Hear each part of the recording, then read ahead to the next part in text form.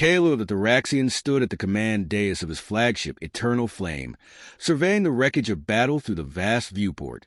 Fragments of shattered enemy vessels drifted through the void, the aftermath of yet another victory against the relentless void swarm. For a fleeting moment, a flicker of pride stirred in his chest. They had pushed back the enemy once more. Yet even as his officers cheered, Kaler felt unease burrowing into his mind. Victory felt hollow when it came at such a cost. The Coalition fleet was a patchwork of alien ships. The graceful spires of the Elzrin frigates, the angular and brutish Kralon dreadnoughts, and the shimmering, crystalline hulls of Zithran cruisers. Each race brought their unique strengths, and together they had fought to defend their worlds. But unity was an illusion, Kaler knew.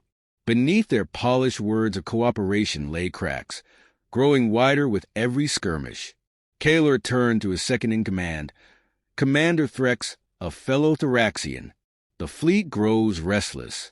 Order a tactical withdrawal to our forward base. The troops need rest, and the fleet requires repairs. Before Threx could respond, the communication array hummed to life. The holographic images of the Coalition leaders appeared before Kaler, their faces tense. High Marshal Yelver the Kralins, her crimson eyes glinting like bloodied steel, spoke first. "Warrior King, your strategies have carried us far, but the fleet cannot endure this pace. We've suffered too many losses under your leadership." Kaler's jaw tightened, his golden eyes narrowing. "Losses are inevitable in war, Marshal Yelver. Would you have us cower and retreat while the void swarm consumes us all?" "No," interrupted Counselor Valen of the Elzrins, his voice smooth but sharp as a blade. "But perhaps other leadership is required. Your insistence on fighting head-on has strained our resources. Our council has decided it is time to diversify our approach." Kaler's fist clenched. "You would abandon the front lines? Scatter our forces? That is folly. The swarm thrives on division. Only unity can—" "We've heard enough," snapped Warden Iskra of the Zithrans, her crystalline form refracting the dim light. "You've had your time, Warrior King. The Coalition has voted. Your command is hereby revoked." The word struck like a blade to his chest. "Revoked?" Kaler's voice dropped, low and dangerous. "You would cast aside everything we built, everything I've sacrificed to protect you." "Your sacrifices are noted," Yelver said coldly, "but they will not be ours. We must prioritize the survival of our own." And with that, the holograms flickered out, leaving only silence. Kaler stared at the empty space where their images had been, his mind racing. He turned to Threx, whose usually stoic expression was lined with anger. "What now, my king?" Threx asked, his voice heavy with sorrow. "Now," Kaler said bitterly, "we see if their betrayal extends beyond words." It did. As Kaler's fleet began their retreat, the Coalition's true betrayal revealed itself. The Kralon dreadnoughts opened fire first, their massive railguns tearing through Thraxian frigates. The Zithran cruisers unleashed waves of energy pulses, disabling shields and scattering formations. Even the elegant Elzrin ships joined the onslaught, their precision strikes targeting Kaler's command vessel. The Eternal Flame shuddered violently as explosions tore through its hull. Kaler barked orders, his voice cutting through the chaos. "Redirect power to shields. Evacuate the lower decks. Commander Threx, take the remaining fleet and retreat." "I will not leave you," Threx protested, blood running down his temple from a gash. "You must." Kaler roared. "Our people need you. Go now." Reluctantly, Threx saluted and turned to carry out the order. Kaler remained at the command dais, his hands gripping the rail as the Eternal Flame was torn apart around him. He watched as his once allies shattered his fleet, his people dying by the thousands. And then the final blow came. A Kralon railgun pierced the ship's core and darkness consumed him. When Kaler awoke, the world was silent. Pain coursed through his body, every movement a struggle. He was no longer aboard the Eternal Flame. Instead, he found himself on the surface of a desolate planet, its sky a perpetual storm of ash and lightning. His armor was cracked and scorched, his weapons lost. Around him lay the wreckage of his ship, scattered like the bones of a fallen giant. They had left him to die. The coalition, the so-called allies he had bled for, had not even given him the mercy of a swift death. Kaler staggered to his feet, his gaze sweeping the barren wasteland. The air was thin and sharp, cutting into his lungs with every breath. He clenched his fists, his golden eyes burning with fury. For days, he wandered the wasteland, surviving on sheer willpower. His once proud figure, a symbol of strength and resilience, now seemed a shadow of its former self. But even in the face of despair, Kaler's resolve remained unbroken. He would not give his enemies the satisfaction of his death. It was on the seventh day that he saw it, a faint shimmer in the sky, like a star moving against the storm. At first, he thought it a hallucination, a cruel trick of his battered mind. But as the shimmer grew closer, Kaler realized it was a ship, not an Elzrin frigate or a Kraylon dreadnought, but something smaller, more angular, a human ship. Kaler's lip curled in disdain. Humans were a young race, untested and often dismissed as inconsequential by the galactic powers. What could they possibly want with him?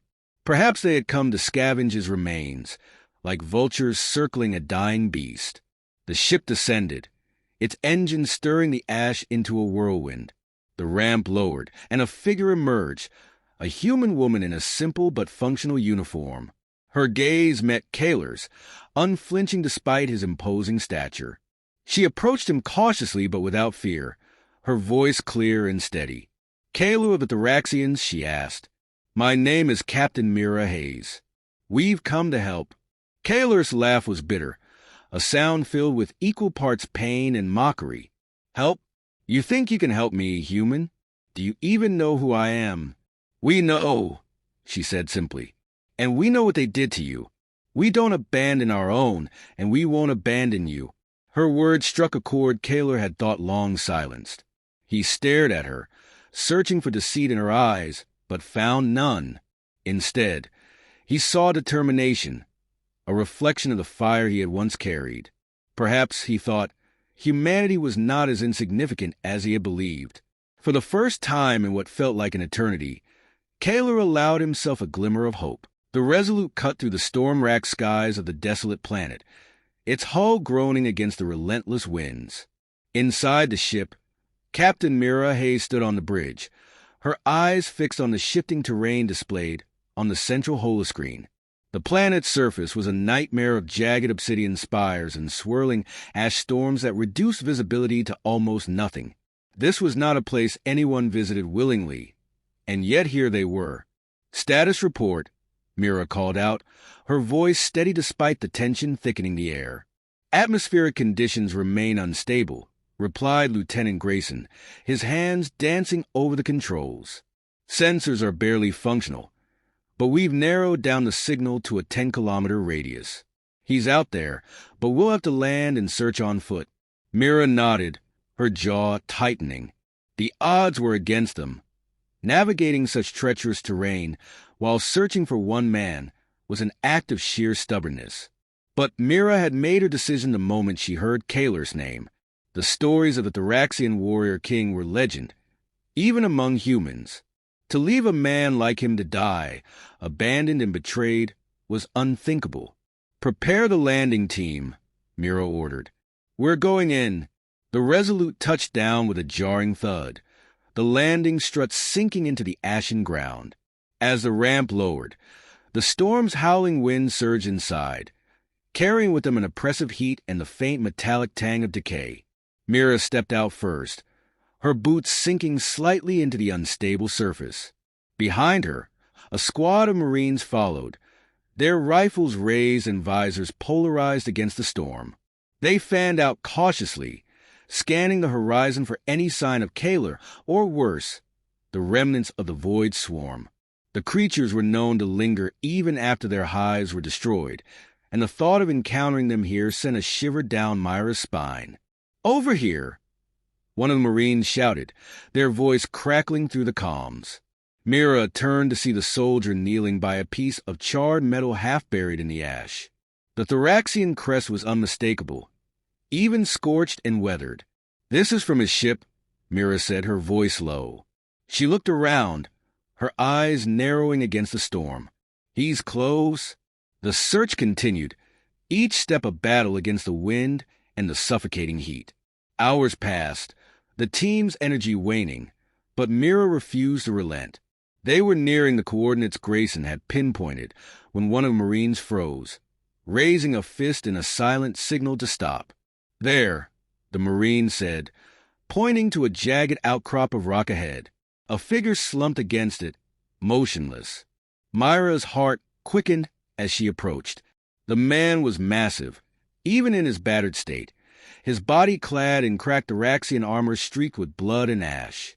His golden eyes opened as she knelt beside him, burning with defiance even in his weakened state.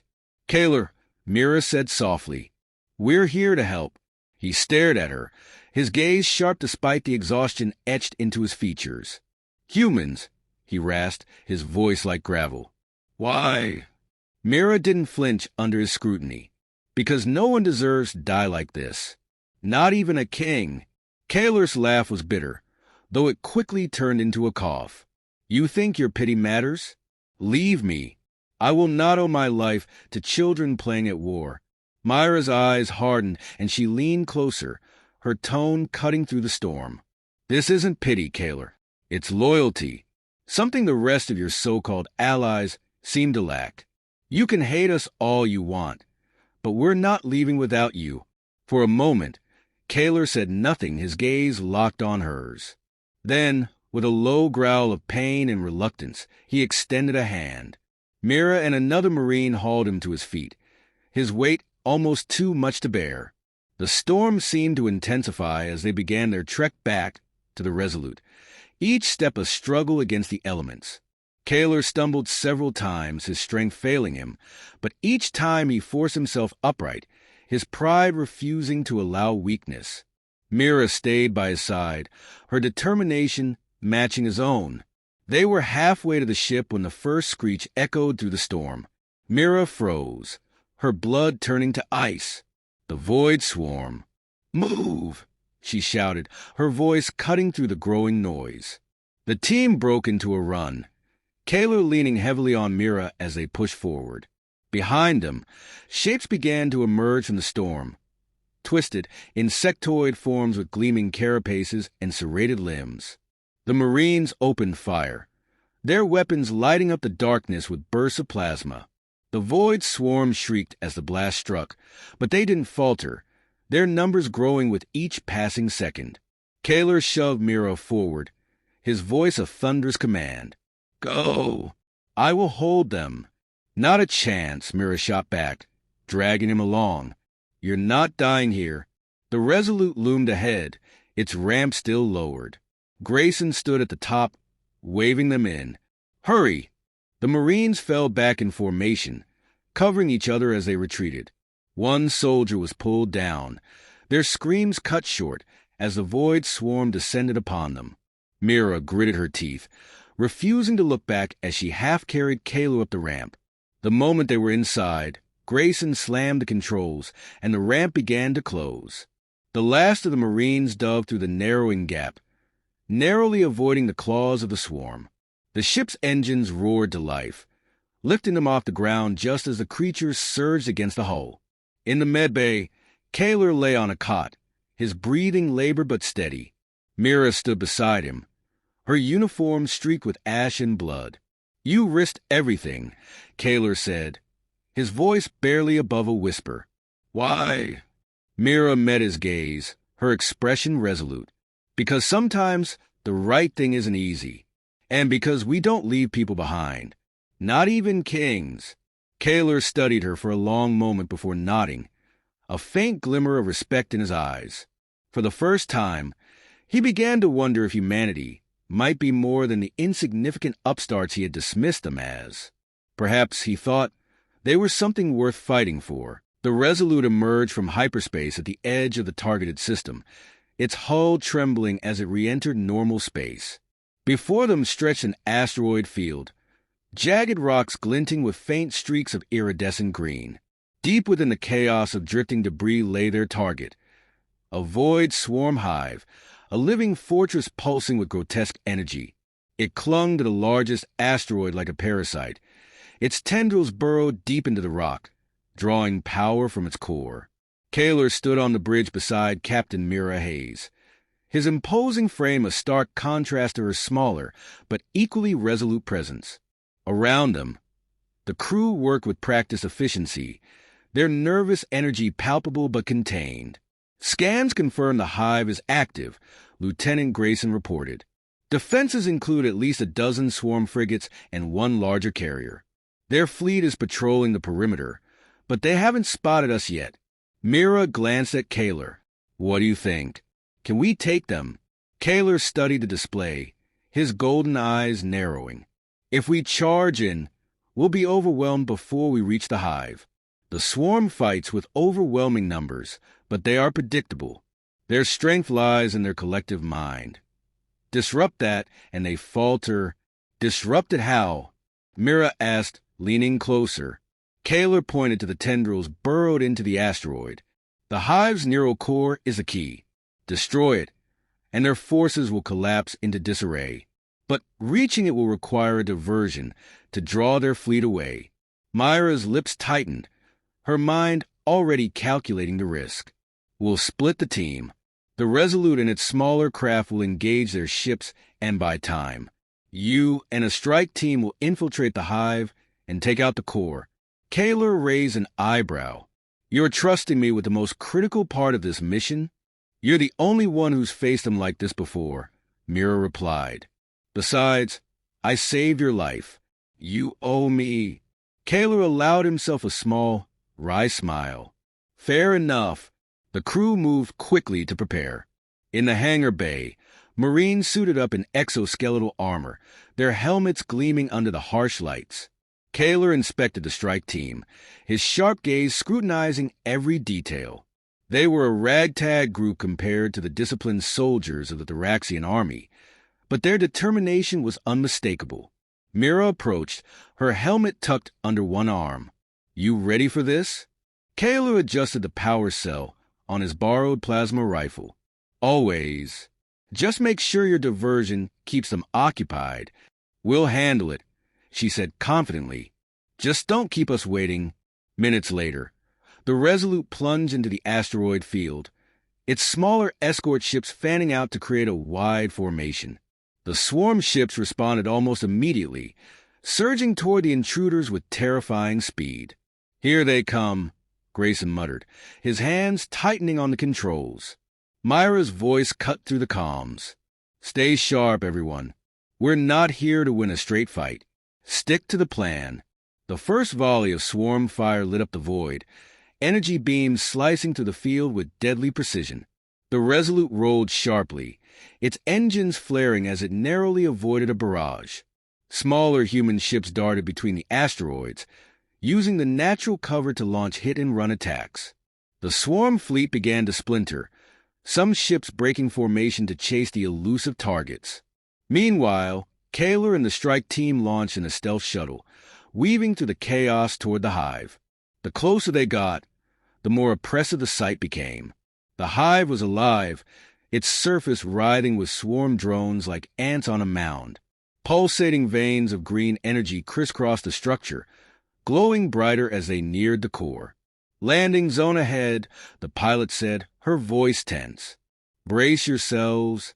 The shuttle touched down on an outcropping near a jagged breach in the hive's outer wall. Kaler led the team out, his plasma rifle at the ready. The air was thick with a sickly organic stench, and the ground squelched beneath their boots. Move quickly and stay together, Kaler ordered. The hive will sense us soon enough. They advanced through the breach, entering a labyrinth of twisting tunnels lined with bioluminescent membranes. The walls pulsed faintly, as though alive, and the distant hum of the hive's neural core grew louder with every step. It wasn't long before the swarm reacted. Drones scuttled from the shadows, their razor-sharp limbs glinting in the dim light. The team opened fire, plasma bolts illuminating the tunnels as the first wave fell. Kaler fought with ruthless efficiency, his movements precise and calculated. Do not stop. We cannot afford to be delayed. The deeper they went, the more resistance they encountered. The drones came in waves, their numbers seemingly endless. The team pressed on, their armor scorched and their ammunition dwindling. Finally, they reached the chamber housing the neural core. The core was a massive, pulsating orb suspended in a web of glowing tendrils. It radiated a malevolent energy that made the air feel heavier, almost suffocating. There it is, Kaler said, his voice grim. Plant the charges. Quickly, the team moved into position, setting explosive devices along the base of the core. As they worked, the hive seemed to react, its walls vibrating with an almost sentient fury. More drones poured into the chamber, their shrieks echoing like a chorus of nightmares. Kaler and a handful of Marines held the line, their plasma fire carving through the onslaught. A drone lunged at him, its serrated claws inches from his face, but he sidestepped and drove his rifle, but into its head, firing point blank. Charges are set, a Marine shouted. We need to go. Kaler nodded, his voice cutting through the chaos. Fall back. Now. The team retreated through the tunnels, the charges' timers ticking down. Drones swarmed after them, but the explosions ripped through the hive before they could close in. The ground shook violently, and a deafening roar filled the air as the neural core was destroyed. The hive's bioluminescence flickered and dimmed, and the pursuing drones collapsed lifeless. The team scrambled back to the shuttle, which lifted off just as the hive began to collapse. Kaler watched from the viewport as the asteroid crumbled, the once imposing fortress reduced to rubble. On the Resolute, Myra's voice crackled through the comms. Mission accomplished? Kaler allowed himself a rare smile. The hive is no more. Well done, Captain. The swarm fleet, now leaderless and disorganized, began to scatter, their once coordinated attacks faltering. The humans pressed their advantage, driving the enemy ships from the system. For the first time in a long while, victory felt possible. As the Resolute rejoined the surviving ships, Kaler turned to Mira, his expression solemn but resolute. You humans are reckless, unpredictable, and perhaps the galaxy's best hope. Mira grinned. Welcome to the fight, Warrior King. The fleet emerged from hyperspace in perfect formation, a patchwork of human vessels flanked by the few Thraxian warships Kaler had managed to rally in the days since the hive's destruction. It wasn't much, barely a fraction of what the Coalition could field. But it was enough. For now, it had to be enough. Beyond them stretched the swarm's final bastion, a massive superhive nestled deep within the shattered remains of a dying star system. Tendrils of raw energy spiraled from the superhive's core, connecting to planetary debris and forming a web of defenses that bristled with weaponized growths. Thousands of swarm ships patrolled the perimeter, their insectoid designs casting long shadows across the void. Kaler stood on the bridge of the Resolute, his towering frame clad once more in battle-worn Thraxian armor. He gazed at the holoscreen, displaying the swarm's forces, his golden eyes unreadable. Beside him, Mira Hayes leaned over the console, her jaw tight as she absorbed the impossible odds. Grayson, she called, her voice steady but tense. Begin running interference protocols. If their ships move to intercept us, I want them tripping over their own formations. Aye, Captain, Grayson replied, his fingers dancing across the controls. Kaler's gaze shifted to Mira. You have courage, Captain. Foolhardy, perhaps, but admirable. Mira gave a small, humorless smile. I'll take the compliment. You're sure this plan will work? Kaler nodded, though his expression remained grim. Destroying the superhive's neural nexus will sever the swarm's control over this region, but they will fight to the death to protect it. There is no room for hesitation. No hesitation, Mira repeated. Got it. The plan was brutally simple. The fleet would engage the swarm head-on, drawing their ships away from the superhive.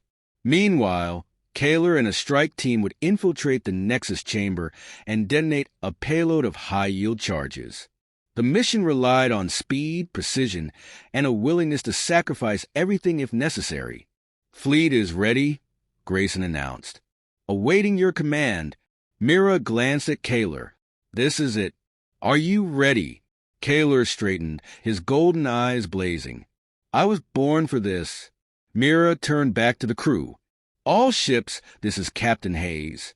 Engage at will. Let's give them hell." The Resolute surged forward, its engines flaring as the fleet advanced into the heart of the swarm. Enemy ships swarmed to meet them, their formations tightening like a living net. The first exchange of fire lit up the darkness, plasma bolts and kinetic rounds streaking across the void. Human ships moved with agility and unpredictability, darting between swarm vessels and exploiting every gap in their defenses. The Resolute shook violently as a blast struck its shields. "Shields holding at 70%, Grayson reported. "They're focusing fire on us." "They know we're the flagship," Mira said grimly. "Keep us moving. We can't afford to get pinned down."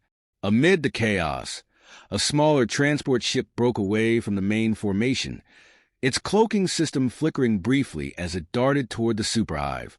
Inside, Kaler and his strike team prepared for the final phase of their mission. The air was thick with tension, each soldier's face a mask of determination. Kaler addressed the team, his deep voice carrying over the hum of the engines. "This is our last stand. Many of us will not return, but know this. Your actions today will echo through eternity. Fight with honor. Fight for the living." The transport reached the superhive's surface, landing in a jagged crevasse near an access point. The team disembarked swiftly, weapons drawn as they moved into the hive's pulsating interior. The air was thick and humid, carrying the acrid stench of decay. The walls throbbed with a sickly green glow, as though the hive itself was alive and aware of their presence. "Stay close," Kaler ordered. "The Nexus chamber is at the core.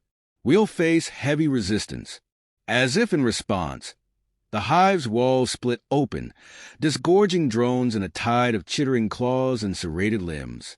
The team opened fire, plasma bolts cutting through the advancing swarm.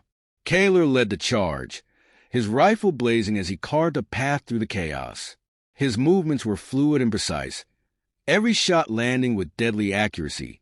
The team pushed deeper into the hive, the resistance growing fiercer with every step.